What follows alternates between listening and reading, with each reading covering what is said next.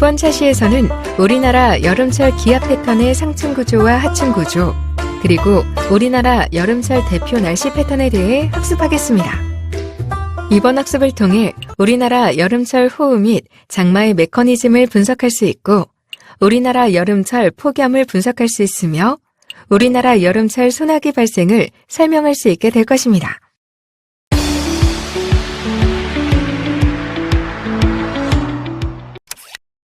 오늘의 주제는 여름철 우리나라의 기압 패턴이에요. 우리나라의 날씨를 예보하기 위해서는 우리나라의 기후적 특성과 더불어 각 계절에 따라 기단을 중심으로 한 전형적인 기압 패치를 아는 게 중요해요. 우리나라 여름철에 가장 많이 나타나는 대표적 날씨를 한번 말해볼까요? 폭염이 있겠고, 그리고 장마가 있어요. 소나기도 대표적인 여름철 기상이라고 할 수 있겠죠? 그렇죠. 기압 구조를 만약 우리가 알고 있다면 금방 말씀하신 이런 날씨들이 왜 일어나는지 쉽게 파악할 수 있답니다. 자, 그러면 기압 구조에 대해서 상층부터 살펴볼게요. 상층 구조를 파악해야 한다면 가장 먼저 생각나는 것이 무엇인가요? 여름철에는 200을 봐야 한다고 교수님한테 배운 것 같습니다. 저는 Z가 가장 먼저 생각나요. 네, 둘 다 맞죠.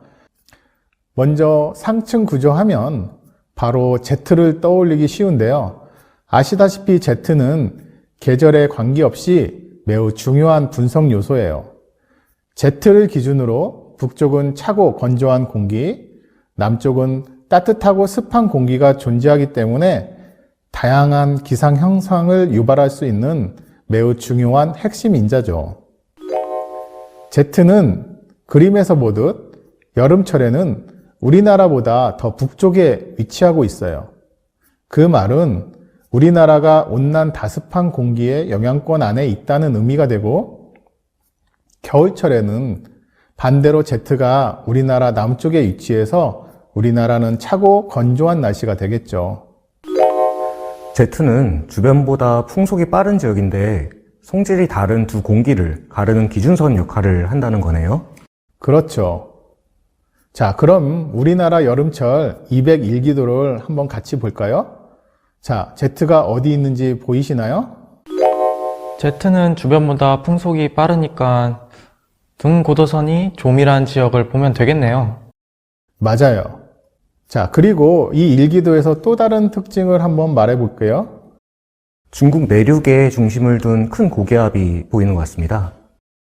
네. 그게 바로 여름철 티벳 지역의 태양 가열로 생긴 티벳 고기압으로 우리나라 여름철 날씨에 매우 중요한 기상인자예요. 자, 그렇다면 조금 내려서 501기도를 한번 같이 볼까요? 여기서는 무엇을 확인해야 할까요? 500헥토파스칼에서는 중위도 날씨에 영향이 큰 로스비파를 찾아야 한다고 배웠습니다. 맞아요. 501기도에서의 가장 중요한 분석 요소는 로스비파죠. Z를 확인한 200 아래 501기도에서 Z와 비슷한 위치에 풍속이 센 라인을 확인할 수 있어요. 이게 바로 로스비파예요. 여름철 Z의 위치와 마찬가지로 501기도에서의 로스비파도 우리나라보다 북쪽에 자리 잡고 있어요. 그런데 교수님, 로스비파로 무엇을 알 수 있는 거죠? 좋은 질문인데요. 대기 분석에 있어서 로스비파는 매우 중요한 요소예요. 로스비파도 Z의 성질과 유사하게 라인을 기준으로 북쪽과 남쪽에 서로 다른 성질의 공기가 위치하게 되는데요. 특히 500고도에서는 더 상층의 Z에서보다 성질이 다른 두 공기 덩어리의 싸움이 굉장히 강렬해서 골과 능을 형성하는 진폭이 매우 크게 나타나죠. 그래서 우리가 로스비파로 부르는 거죠. 그렇기 때문에 우리는 일기도에서 진폭이 크게 나타나는 지역을 유의해서 살펴봐야 합니다. 자, 그리고 우리나라 일기도에서 또 체크해야 되는 부분이 있네요. 북태평양 고기압이요. 두말하면 잔소리죠. 요약해보면 우리나라 여름철 상층 기압계는 200에서의 Z와 그 아래 500에서의 로스비파가 우리나라보다 북쪽에 위치하면서 또한 200에서 중국 내륙에 중심을 둔 티베트 고기압이, 그리고 500에서는 북태평양에 중심을 둔 북태평양 고기압이 영향을 주는 구조입니다.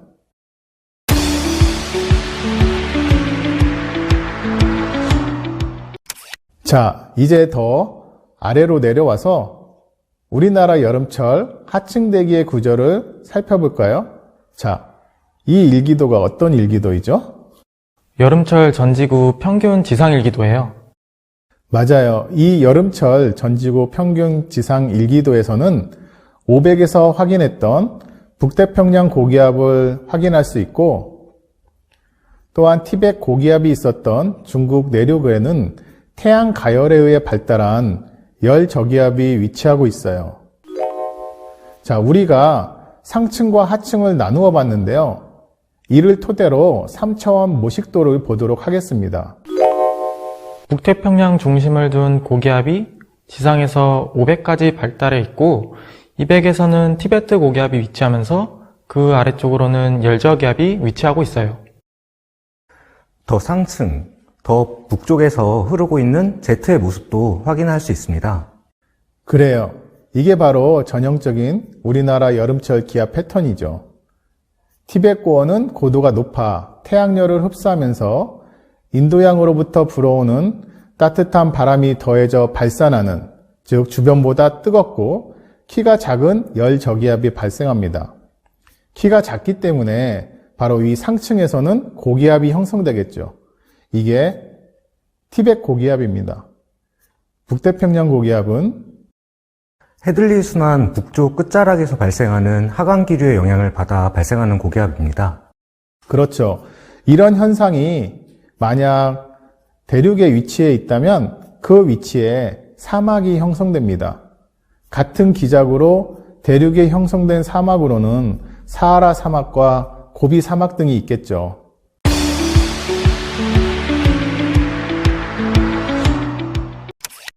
앞에서 우리나라의 대표적 여름 날씨에 대해서 얘기해줬죠. 자, 그렇다면 먼저 호우에 대한 모식도를 한번 살펴볼까요?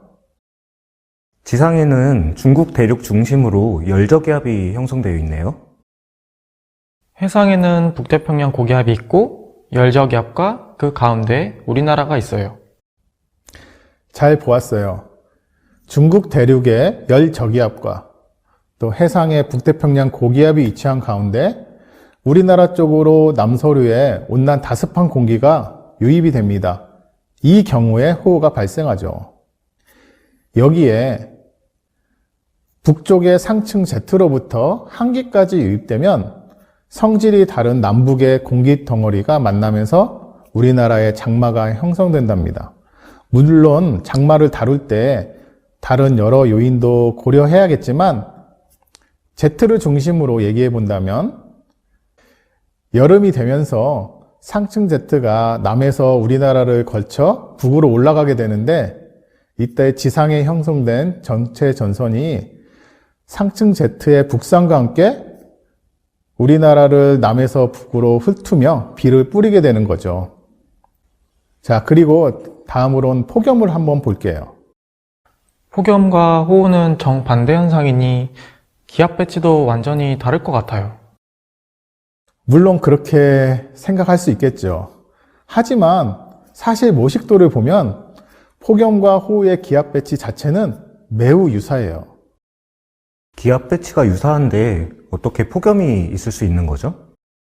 좋은 질문인데요. 앞서 살펴본 호우 패턴과 다른 점은 온난 다습한 남서류가 들어올 통로가 막혀 있다는 점이에요. 하층에서는 북태평양 고기압이 서쪽으로 확장함에 따라 그 서쪽 경계가 우리나라를 지나 중국 내륙까지 발달해 있을 때 우리나라는 북태평양 고기압 그 중심으로 들어가게 되겠죠. 그러면서 온난 다습한 남서류는 북쪽으로 올라올 통로를 잃게 되는 거고요.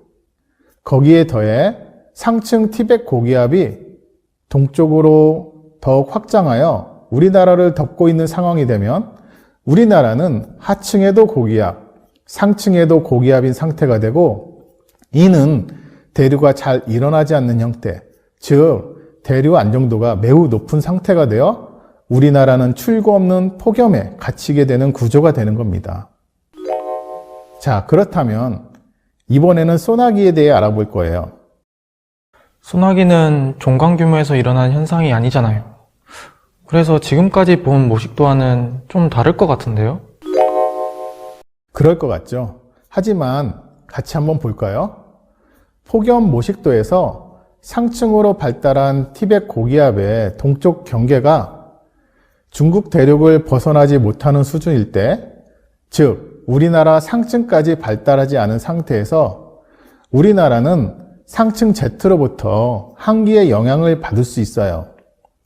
이때 하층은 북태평양 고기압에 완전히 덮여 매우 안정하고 따뜻한 상태가 유지되는 가운데 태양 복사에 의해 가열되면 결국 상하층 기온차에 의해 열적 불안정도가 높아지면서 대류온이 생길 가능성이 높아지고 이 대류온에서 내리는 비가 소나기가 됩니다. 호우, 그리고 장마, 폭염, 마지막으로 소나기까지 여름철에서 나타나는 주요 날씨가 기본적인 기압 패턴에서 조금씩 변형되어서 나타나는 거군요.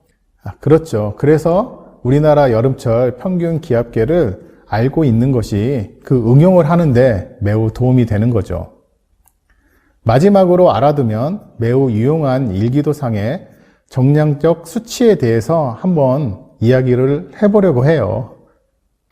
자, 화면에 뜨는 5880, 333 이런 숫자들이 뭔지 추측해 볼까요? 5880은 500일기도에서 많이 본 숫자예요. 333은 상당운이 일기도에서 봤어요. 근데 나머지는 잘 모르겠네요. 네, 우리나라 여름철에는 얼마나 고온 다습한 공기가 우리나라에 다가오는지가 매우 중요하겠죠. 모두 그런 의미를 담고 있어요. 5880은 501기도에서 북태평양 고기압의 북쪽 경계와 일치하는 것으로 알려져 있고, 333은 수증기를 많이 머금은 여름철 아열대 공기의 북쪽 경계를 의미하는 온도예요. 그리고 20은 지상에서의 이슬점 온도를 의미하는 숫자죠. 여기 편집일기도에서 잘 보이라고 색칠해 놓은 것 같아요. 그렇죠. 이런 선들이 우리나라에 있거나 더 북쪽에 위치하면 우리나라는 아열대 공기의 영향을 받아 매우 덥고 습한 날씨가 이어진다고 보면 돼요. 그리고 여기 -5, 이 숫자는 509도에서의 기온을 의미하는 값인데, 한마디로 여름철 소나기가 내릴 수 있는 판단 온도라고 보면 돼요. 즉 500의 기온이 영하 5도보다 낮다면 우리나라 상층으로 매우 찬 공기가 차 있다는 의미겠죠. 그 말은 지상의 조건을 물론 살펴봐야겠지만 여름철이라는 점을 감안하면 기본적으로 일사에 의해 다소 뜨겁다고 생각을 한다면 대류 불안정이 매우 커질 거라고 생각할 수 있어요. 물론 지금 소개해드린 정량적 기준치들은 실제로 예보와 실황 분석 경험이 누적되다 보면 조금 바뀔 수가 있겠죠. 그래서 공식화하지 않은 경험칙으로서의 기준점이라고 생각하시면 됩니다. 따라서 각각의 예보관들마다도 다를 수가 있어요. 여러분들도 예보의 고수가 된다면 스스로에게 커스터마이징된 자기만의 기준점을 찾아보시기 바래요. 오늘은 여기까지 하겠습니다. 모두 수고하셨습니다. 이번 시간 학습을 마치겠습니다. 수고하셨습니다.